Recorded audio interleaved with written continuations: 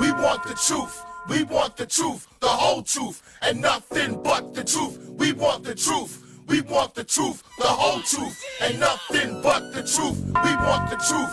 We want the truth, the whole truth, and nothing but the truth. We want the truth. We want the truth, the whole truth, and nothing.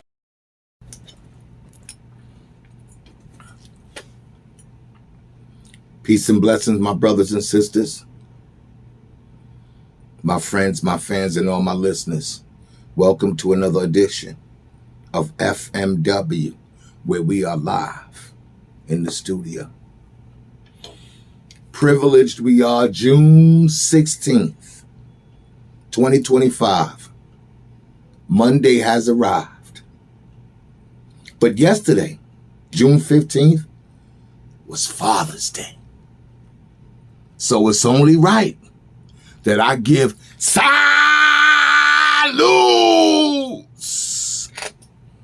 to all those men who represent fathers. Today's your day. Today's your day to the brothers who have fulfilled their roles, led by example and carried the torch, stood on business, and didn't collapse under the system. You deserve credit, brother. You've accomplished an amazing thing. That's why you deserve to wear the title of father. You do. Some of you who are like me. Yeah, you deserve to. I want to be the first one to acknowledge you today. I want to be the first one to do that. I want to be the first one to give you the recognition that you deserve, because it ain't easy being a father. It ain't. Standing on principles, making decisions, sacrificing, building a family, building a community. Oh, it ain't easy. I'm saying straight up and down, it ain't easy being a black man in America.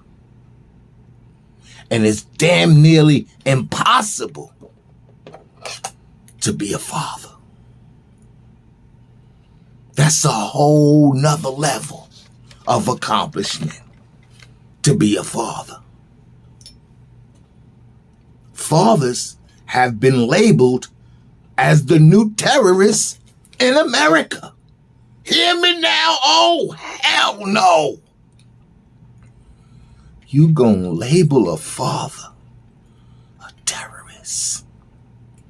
This is where we at today.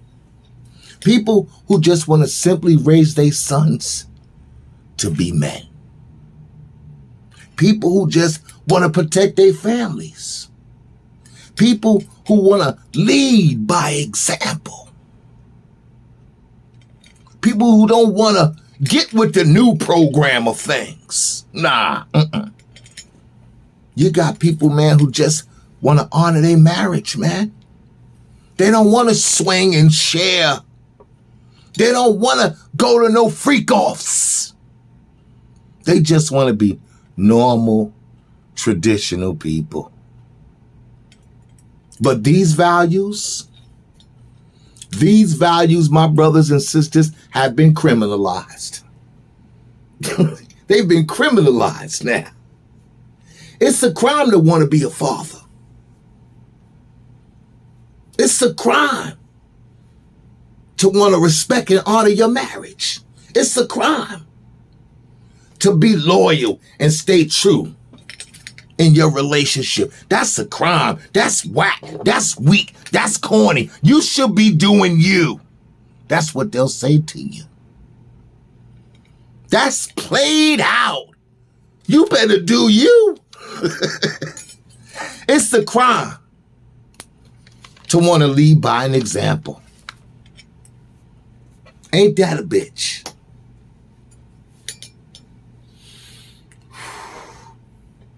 Father's Day is a man's day. For men who have been fathers. Oh yeah.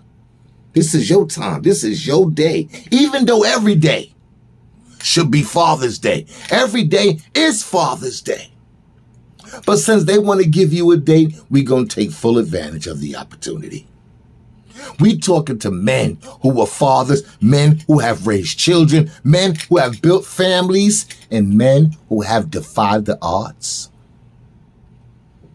It's your time to shine. It's your time for you to receive your flowers. Because you stood on the front line.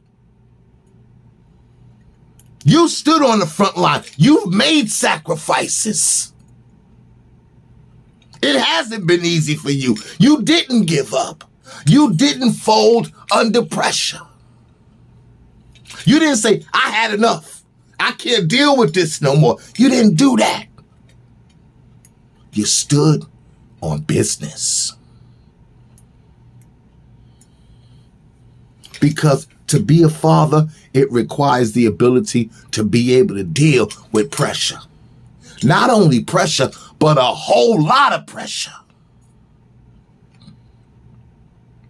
That's what it requires. You got to have the ability to deal with a whole lot of pressure, man. And you know what they say about pressure? Pressure busts pipes. Too much pressure can bust the pipes in your structure. So it takes a real tremendous amount of maturity, sincerity, and dedication to be wearing the title of father. It ain't easy. Stress. It's not easy. Decision making. It's not easy. Being responsible. It's not easy. Making sacrifices. It just ain't that easy for a father. Because he's always got to make the best decisions. The right decisions. Because there's a whole flock of people waiting for you to mess up. Waiting for you to say the wrong thing, do the wrong thing, move in the wrong way, so they can laugh and throw it up in your face. They don't want to see you succeed. They want to see you fail. Oh yeah. Because it ain't easy being a black man in America.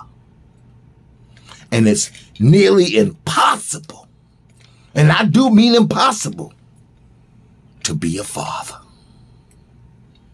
Hear me now. It's nearly impossible today, in this day and time, to be a father.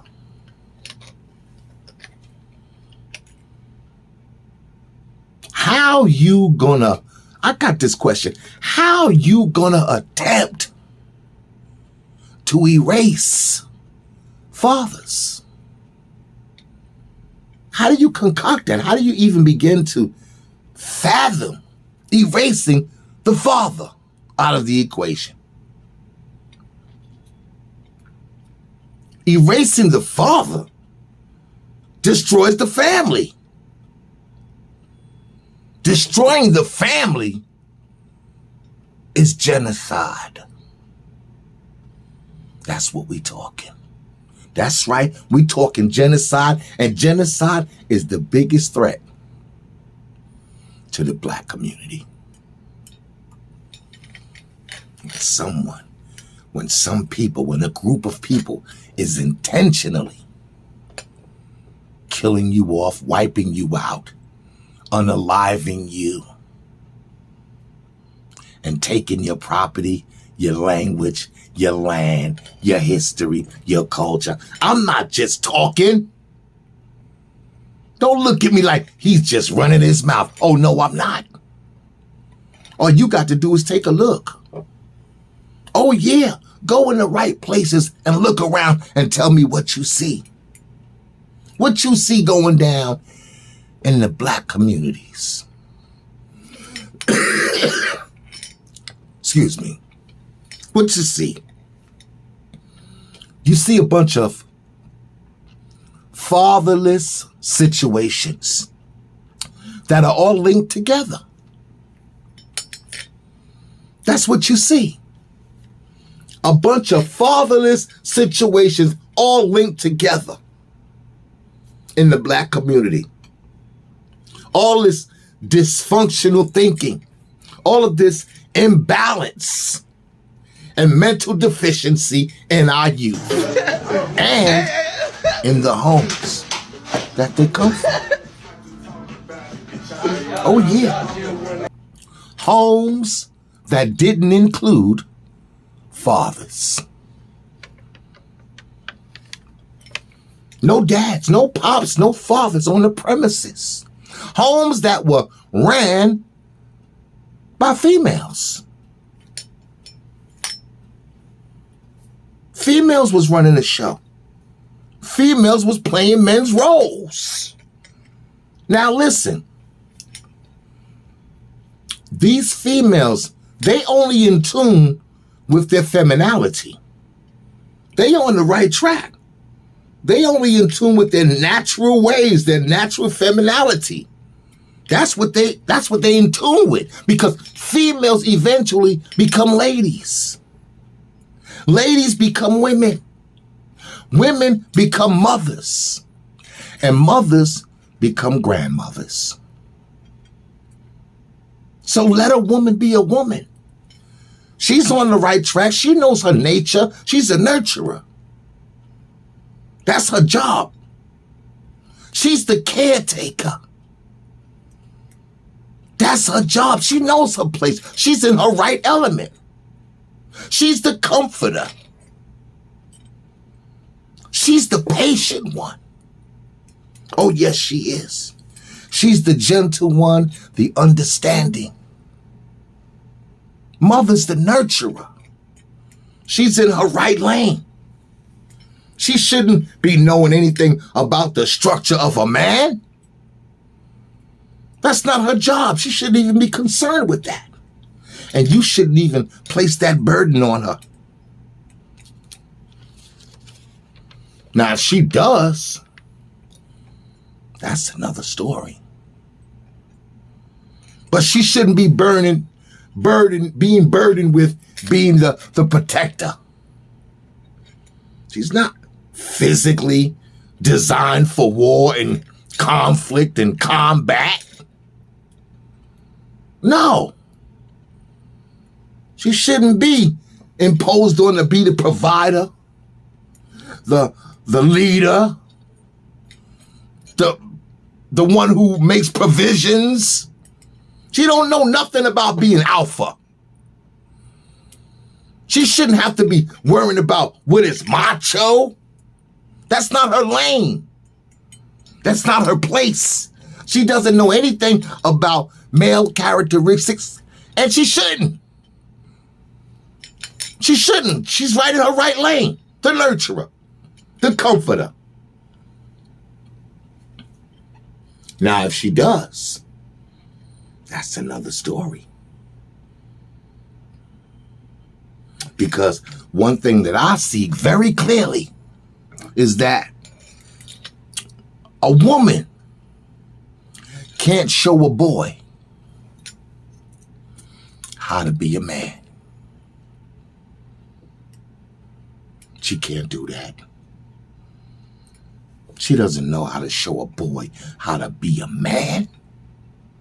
Only a man can show a boy how to be a man. So stop burdening the women with manly responsibilities. We got to understand one thing as fathers, it ain't easy. It ain't easy because the fathers are the foundation of every family. It's built on the father's foundation, the family.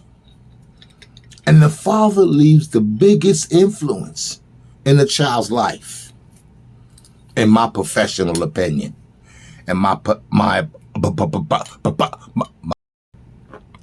remember this. Children come from the semen of men. That semen is later transferred to the ovaries of women. This is how reproduction occurs. It begins in the testicles, the genitals of men. Then it is transferred into the ovaries of a woman. Just like there's artificial insemination for women who want to produce children without sexual intercourse with a man. Well, there's artificial fertilization for men who want to produce children but don't want to have sexual intercourse with women. That's deep. So what is that saying? What is that saying to you? What is that saying to me? It's giving me confirmation that the seeds of life lie within the testicles of men. Hear me now! The seeds of life lie within the testicles of men. Men. That's the significant role that you play. That's how important you are. Children come from the semen of men, which is transferred into the ovaries of women. But they won't tell you that. They won't let you know how valuable you are, how important you are, how significant the role of a father is. Now, you got some brothers who start out with good intentions. They want to have the dream come true. They want to have a family, a wife, a house, children, and a home. They want all of those things that they've been brainwashed into believing comes with making a family. They want it. But when they discover that they're not allowed to build a family, when they begin discovering that they're restricted from being able to provide for a family,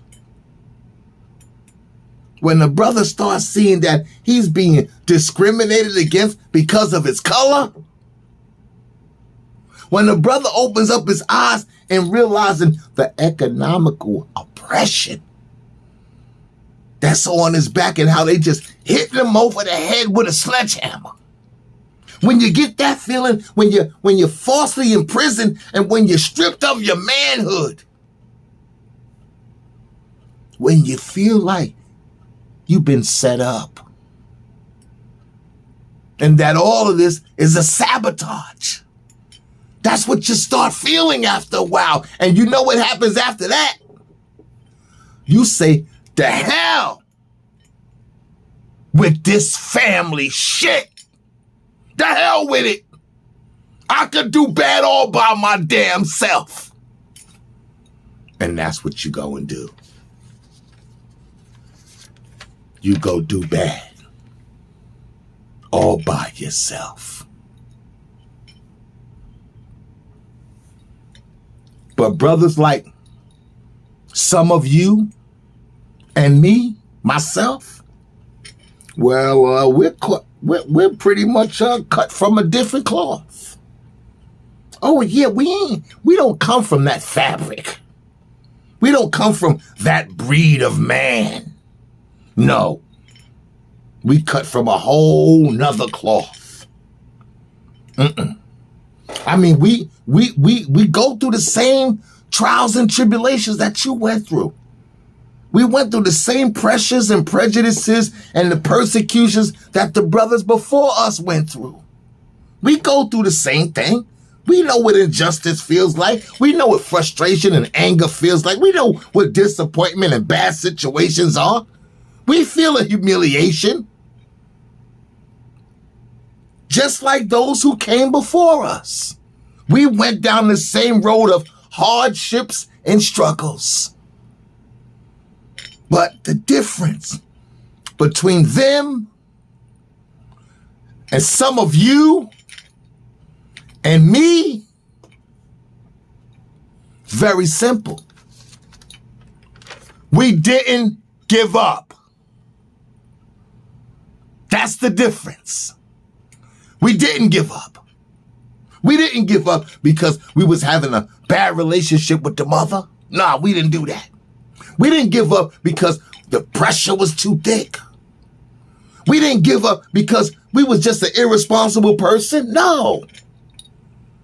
We didn't give up because we wanted to be selfish. Nah, that was enough to make us give up. We ain't gonna blame it on the hardships. No, we're not thinking with our private parts. The reason we didn't give up is because we just didn't give up. Very simple. This is another breed over here, cut from a whole nother cloth. Sacrifices got to be made. And so now here we stand in a rare class, known as fathers. Oh yes, fathers. It's a rare class. We're in the class of a dying breed. I think it's totally safe to say that now. Fathers are a dying breed. Oh, yes, we are. And in the element that we are placing in the Black community, to watch this quickly vanishing is devastating. It's catastrophical. It's unbelievable. And the effects of this vanishing that's manifesting is showing through our children and through our women. So to the fathers, every day is Father's Day. Every day that we walk and talk and able to do, provide, protect, and prescribe is a day that we have prevailed as fathers. You know why I say that? Because it ain't easy being Black in America. And it's damn near impossible to be a father. Hear me now? It is what it is. And sometimes being a father still doesn't produce the results you expect in your offspring, in your children. That doesn't always work. Being there, dedicated, involved, active, still doesn't work, because there's situations sometimes that a child does have an active father, an active parent in their life. And they still end up getting lured into the activities and into the lifestyles that the father works so hard to prevent them from experiencing. But yet they still end up walking down that road. Damn. This is devastating. And these are some of the things that occur in fatherhood. Many will come, but only few will be chosen to walk this walk. I mean, there are even situations where men have loved and raised other people's children as their own. Loved them, nurtured them, took care of them, fed them, taught them, protected them, sheltered them, and did everything for them. To only have that child one day come up in your face and say, "You ain't my father."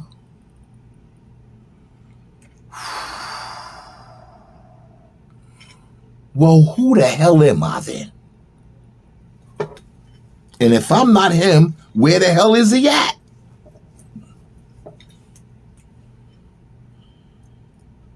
But at that very moment, I think a man shouldn't be held accountable for what he does afterwards. I don't think he should be held accountable because it's so easy to black out after that. It's so easy to lose your mind. Forget your train of thought. After an experience like that, after you done raised something, after booger noses and doodle diapers. Booger noses and doodle diapers. This is how you show your appreciation. I'm not your father. This basically changes the dynamics of everything. And it's true. It's true. It ain't easy being a black man in America. But it's damn near impossible to be a father. So for all you brothers who's wearing these shoes, every day is Father's Day for you. Every day you able to do is Father's Day for you. But today, since they want to give us a date, we gonna accept that and we gonna honor it. And we gonna stand on business. Because I respect you. We in the same game, cut from the same cloth, with the same spirituality and moral values. The traditional way, the righteous way, the only way. Well, I spent my Father's Day with my sons. We went to the gun range. I mean, Sadiq, Mustafa, Emir, the brainchild. Oh, we went hanging out at the gun range. And I just sat back watching my sons. I got 6 sons and 5 daughters by one woman. And I'm watching my boys shooting their guns and the young men that they have grown to be. And I just give praise. I give thanks. I give appreciation to the Most High, the Creator, all-knowing, all-seeing, Master of the Day of Judgment. Thee who has blessed us all with the gift of life. I'm just humbled to be a servant and a slave to the Creator, the Master, the Exalted, the Most High. From thee we come. To thee we shall return. Surely the Most High speaks the truth. So you fathers, you continue to add on to your legacy and add on to the good deeds for your books. Because we all gonna take that ride one day. So until next time, fathers continue to be fathers. And remember, I got your back. Happy Father's Day. Salute! Boom!